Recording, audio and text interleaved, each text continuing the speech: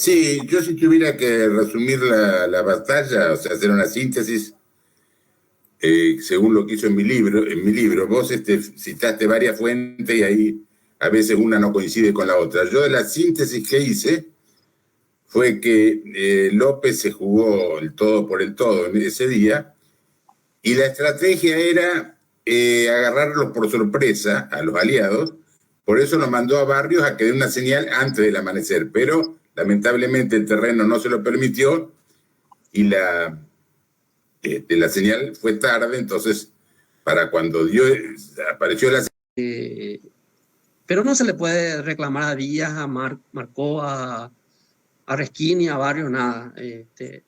Fueron hazañas heroicas, realmente yo no los culpo. Lastimosamente para el Paraguay quizás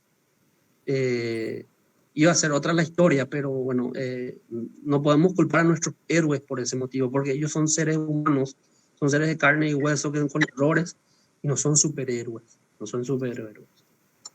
Sí, no, por eso yo no culpo a ninguno de los jefes paraguayos, sino que fue más vale un hecho fortuito, que puede ser que, no sé, que el terreno no le permitió llegar a tiempo, y entonces la señal se dio tarde, pero no por culpa de muy especial. Era y después de la orientación de Mitre, le sirvió a los paraguayos para trincherarse en Curupaití, que le produjeron a los aliados una derrota contundente, ¿no? 92 bajas paraguayas contra 10.000 aliadas. Así. Y lo que ocurrió después en Curupaití ya fue como que una balanza que paralizó después. Y don Leonardo decía, bueno, esa imagen que mostraste es de Cándido López, que es conocido como el manco de Curupaití, porque perdió justamente una mano, y tuvo que educar la otra mano. Creo que perdió la izquierda y educó la derecha. Perdió la derecha. Sí, aprendió a dibujar con la izquierda. Aprendió a dibujar posteriormente de estos hechos. Posteriormente, claro. Posteriormente y a ojo de águila, diríamos, ¿verdad? Desde una posición muy arriba, ¿verdad? Sí.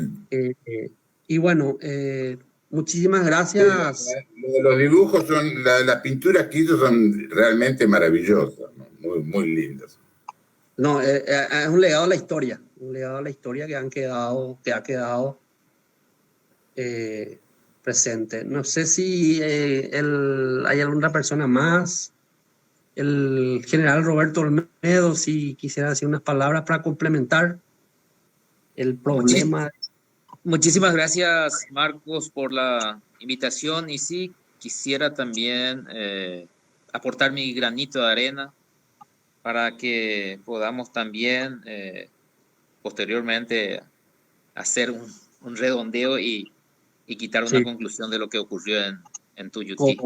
Correcto. Sí, como militar que soy, tengo que basarme en los principios de guerra. Los principios de guerra son verdades fundamentales que gobiernan la prosecución de una guerra. El buen empleo de los principios de guerra generalmente facilita las operaciones militares. En ese sentido, yo siempre me refiero que la idea de maniobra, la estrategia presentada o preparada por el mariscal fue genial. Sin embargo, siempre suelo decir que la ejecución fue catastrófica. Si bien lo mencionaste que en el centro de las operaciones estarían fijando al enemigo en aquel entonces, lo que sería la alianza, el coronel Marcó, así como el coronel Díaz. En tanto que la columna de Barrios, haciendo para tener una orientación, ¿verdad?, que de norte a sur iba a avanzar, digamos, siguiendo el margen del río Paraguay.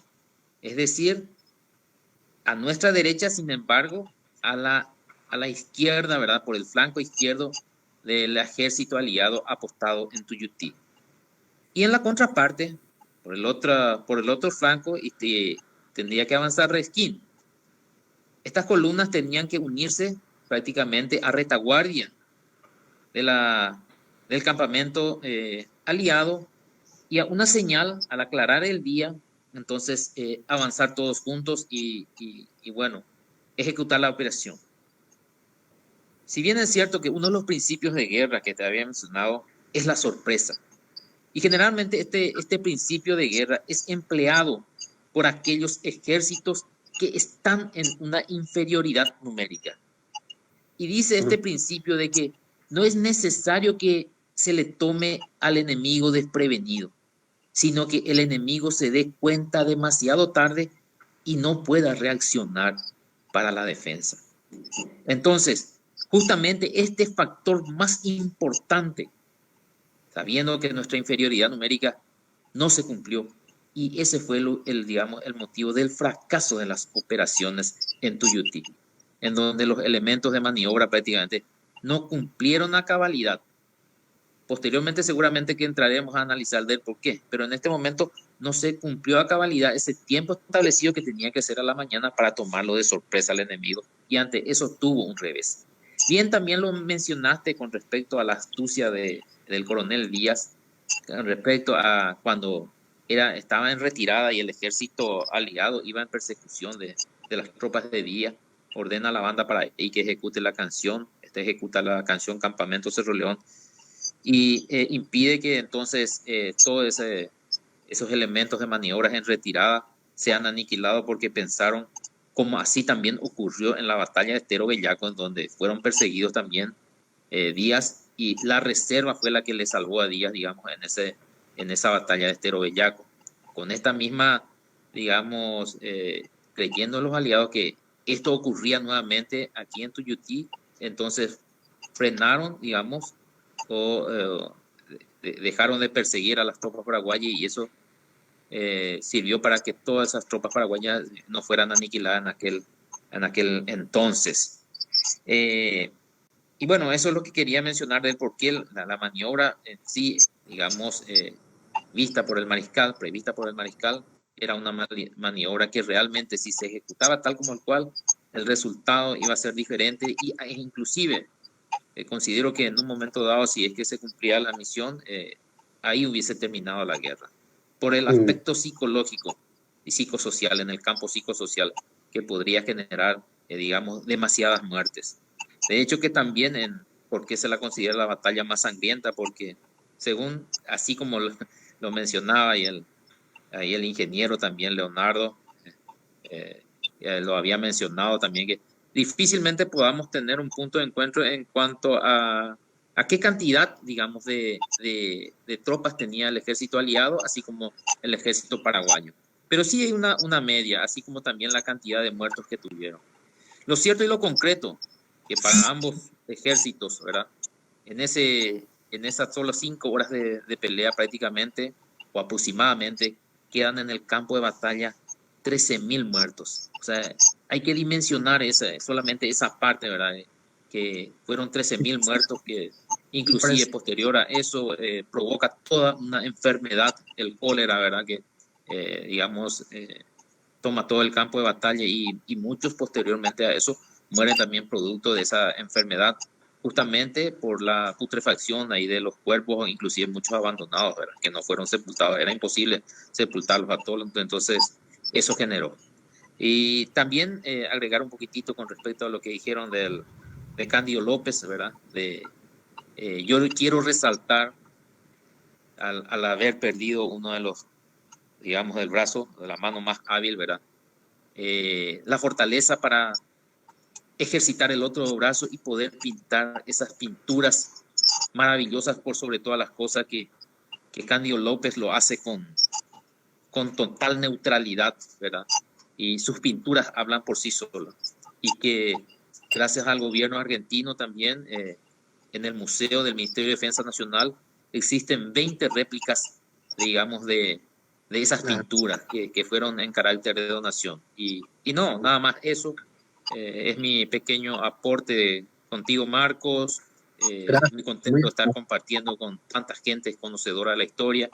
Y bueno, la idea, así como mencionaste, es ir aprendiendo todos juntos de este conflicto armado, y que tiene que servirnos siempre para que nuestros países inclusive nunca más se enfrenten en una tragedia como la que ocurrió en aquel entonces. Muchas gracias, Marcos.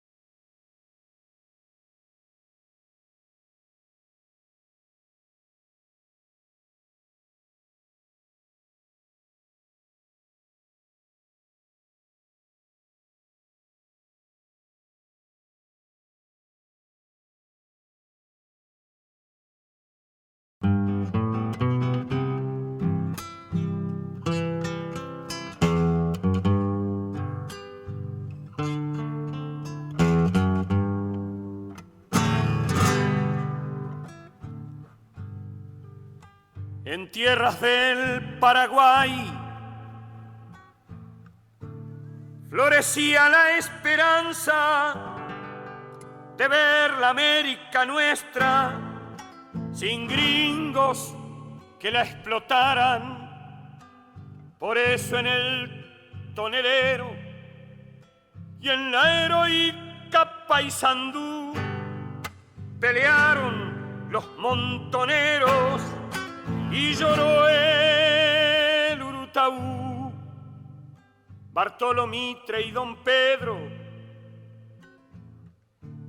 azusan al gaucho Flores, primero cae Paysandú. Mueren los bravos de Gómez, corre la sangre oriental, mal presagio pa' la patria, que sangre de federales y no basura unitaria. Se viene Venancio Flores, general Añamenbuig, lo mandan Mitre Yaguá y el emperador Caí.